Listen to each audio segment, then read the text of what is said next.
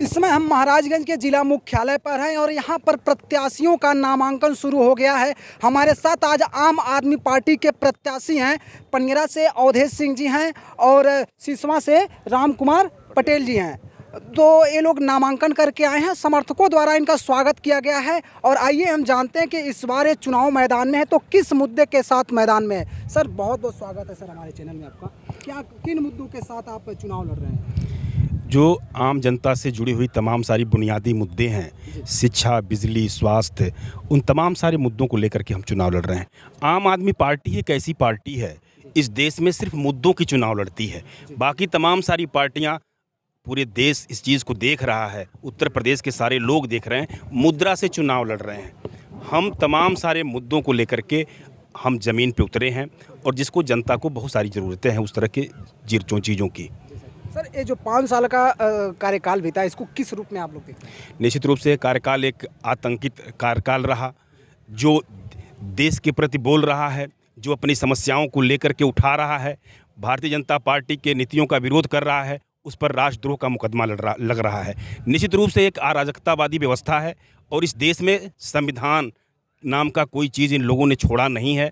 और इस देश के अगर आप इस बार चुनाव जीतते हैं तो आपके क्षेत्र में क्या क्या समस्याएं बरकरार जो दूर करने का आप काम करें? हमारे क्षेत्र में तमाम सारी समस्याएं हैं। उन समस्याओं को लेकर के हम, जो मौलिक समस्याएं हैं, हम पूरे देश में काम करते हैं। उत्तर प्रदेश में भी उसी सारी समस्याओं को लेकर के हम आए हुए हैं।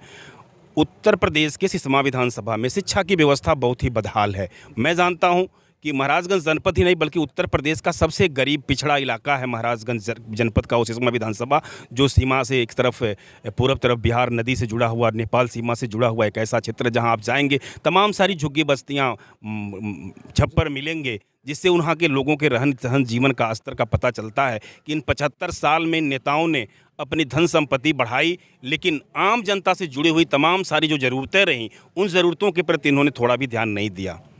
तो हमारे साथ विधानसभा पनियरा से भी उम्मीदवार हैं अवधेश सिंह जी। सर आप बताएं किन मुद्दों के साथ आप वर्तमान सरकार ने नहीं किया उस पर हमारा फोकस रहेगा। सबसे पहला मेरा फोकस रहेगा कि यहाँ का जो हर इंसान है उसको अच्छा स्वास्थ्य के लिए अच्छे हॉस्पिटल मिले। परतौल ब्लॉक में, परतौल ब्लॉक में, घुगली ब्लॉक में और पनियरा ब्लॉक में जो प्राथमिक स्वास्थ्य केंद्र है उसकी दुरुस्ती करवाऊंगा। और यहाँ पे जितने सरकारी स्कूल आज बंद पड़ने के कगार पे हैं उन स्कूलों को फिर से केजरीवाल साहब के मार्गदर्शन में, जैसे वहाँ पर सरकारी स्कूल में इंग्लिश मीडियम पढ़ाई हो रही है और फ्री में हो रही है, जिससे मजदूर, गरीब, किसान सबके बच्चे समान रूप से पढ़ रहे हैं, बिना पैसे के पढ़ रहे हैं, वैसी सुविधा के लिए वो मुद्दा लेकर के मैं अब की बार मैदान में उतरा हूँ।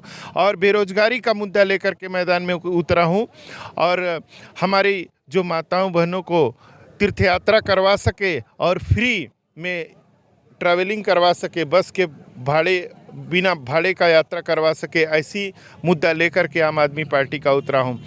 मैं शॉर्ट एंड स्वीट कहना चाहूँगा कि जो व्यवस्था दिल्ली में है उसी को हम पनियरा विधानसभा में और महाराजगंज में पूरे उत्तर प्रदेश में लाने के लिए कमर तोड़ मेहनत कर रहा हूँ। मैं देख रहा हूँ आप लंबे समय से क्षेत्र में जाकर के घूम रहे हैं, जनसंपर्क कर रहे हैं, तो विधानसभा पनियरा में आपको क्या क्या मूल रूप से समस्याएं नजर आ रही हैं? पहली समस्या तो ये है पनियरा की कि पनियरा में महाराजगंज को बने हुए 32 साल हो गए। 32 साल में 5 विधानसभा है महाराजगंज में, 5 में से 4 विधानसभा में तहसील बन गया, 5वें विधानसभा में तहसील नहीं था, जो हमारा पनियरा विधानसभा है।